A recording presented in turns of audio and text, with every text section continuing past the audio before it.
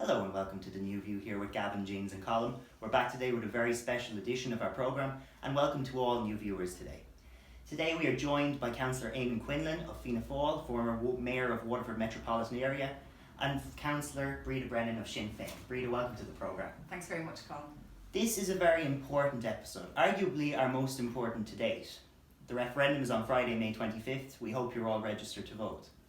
We will be deciding on our constitution. That's what a referendum is all about.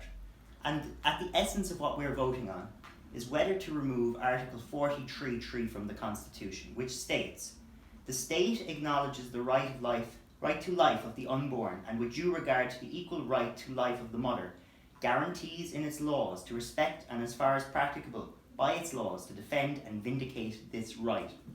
So, that's what you're being asked to vote upon, whether to remove that article from the Constitution. This issue has been in the news for decades, and recently, due to the death of Savita Halappanavar, reignited the debate on this issue and led to the Protection of Life During Pregnancy Act. So, Councillor Breda Brennan, thank you very much for coming to the programme. Thank you for having me, Colin. These one-on-one interviews are serving to humanise this debate slightly before we begin. So I'd like to ask you a little bit about Sinn Féin. Okay. So, you're a councillor for Sinn Féin, correct? I am indeed. Can you please state for us what is the position of the party in relation to abortion? Abortion. Okay.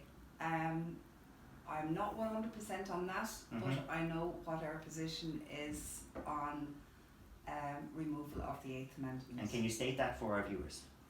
I can indeed. Every year, as with all political parties, we have an RDESH, which is a general meeting of the members of Sinn Féin.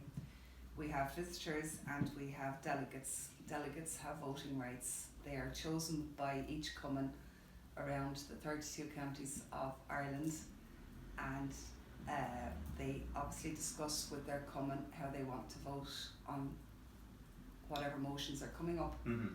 So at our second last, because the last was a special RDESH, yes, for the new leader. The new leadership. So at the previous one to that, there was debate from both sides, the to support and the not to support. There were long debates.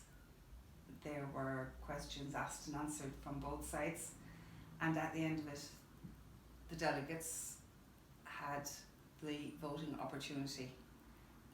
And the result of that vote was that the membership, the delegates, the majority was to support the removal of the Eighth Amendment. Well, we've from the Irish seen the posters of Mary Lou MacDonald, the leader of Sinn Féin, yes, encouraging people to vote yes.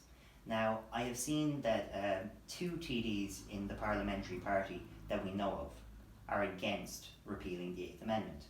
Correct. Do you think that those party members should be expelled from the party, or should we allow the party members to have different opinions on the issue? What do you think? Well, the two TDs you're talking about are Carol Nolan and Peadar Tóibín. Peadar Tóibín has been canvassing in a personal capacity for a no vote. Sinn Féin policy, as I said, is decided by a vote at the RDESH. Yeah. It's up to him, it's up to each member to decide which way they want to go, but party policy is to support the removal of the Eighth Amendment. Now, Peadar Tóibín hasn't faced any consequences because unlike Offaly TD Carol Nolan, she lost the party whip after voting against party policy. Yes. And that was in the context of legislation in the Dáil chamber. The line gets drawn at the point where we make laws and form public policy. Up to that, you're entitled, obviously, to have your opinion and to canvass whichever way you want. And where do you stand on this issue, Councillor Brennan? Well, I would actually agree with party policy on this. You believe that the Eighth Amendment needs to be removed from the Constitution? I do, 100%. I didn't have any doubt. It was actually a very happy day for me when I heard it was actually going to go ahead after all this time for a referendum, because, as you know, it's you, the voters, that decide the outcome of this. This is a serious issue. It's very serious. It's actually life or death in some circumstances. And, you know, for our listeners at home who may be unsure which way they are on this issue, or maybe leaning towards a no vote at the moment, Yes. can you outline why they should consider voting yes to the referendum on Friday? Okay, no woman in Ireland knows when she's going to have a crisis pregnancy. It's as simple as that. A crisis pregnancy could be a woman being the victim of rape. It could be a woman who's being told the baby she's carrying is going to suffer from fatal abnormalities and will probably not go full term, will not survive outside the womb for long.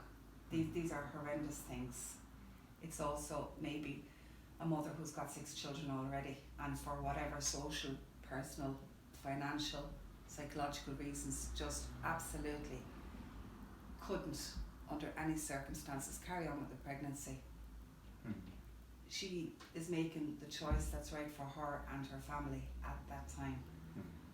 And, you know, just to tell us a little bit about yourself, Okay. you ran for the council in 2014 and you were elected in Waterford City South, is that correct? That's correct.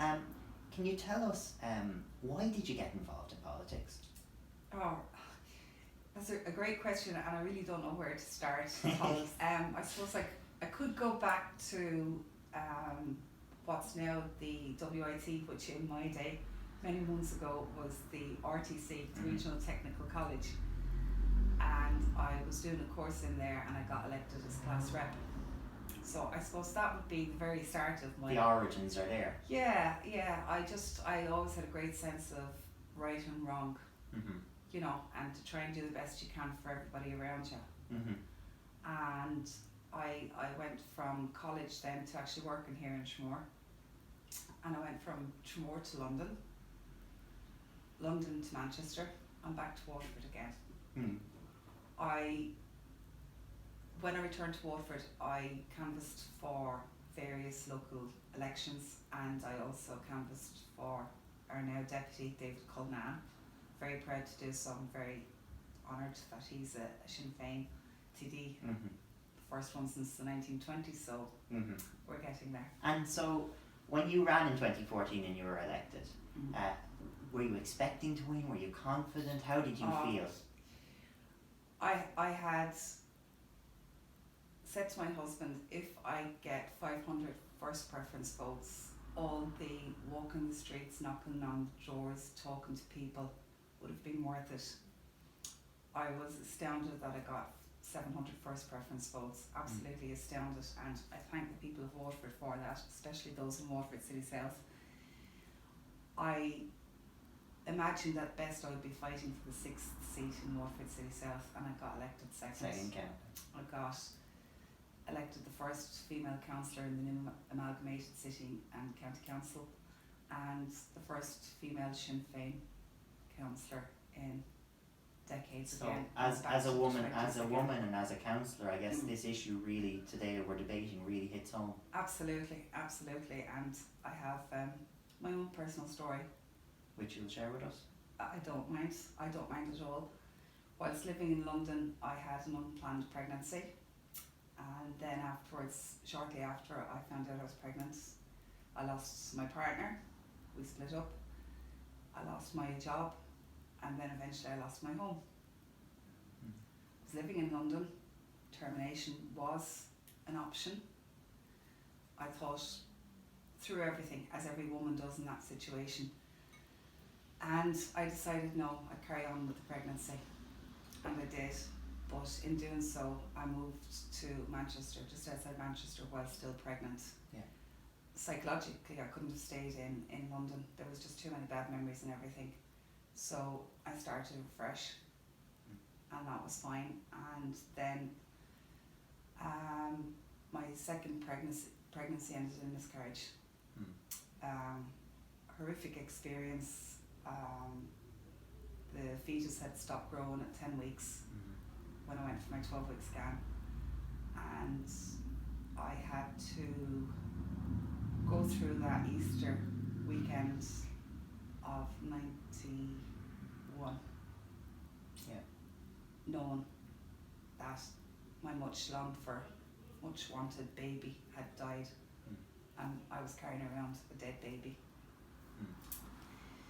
So I can feel the emotion. I can feel the emotion. It wasn't good when you sit down and you discuss with your husband that the time could be right now to have another baby, and it doesn't go the way you want it to go. You can really say that, you know, you can say how important this issue is Absolutely. to you from that experience. And another myth I'd like to dismiss, because well, again I will leave any dispelling of myths to the debate, Councillor Brennan.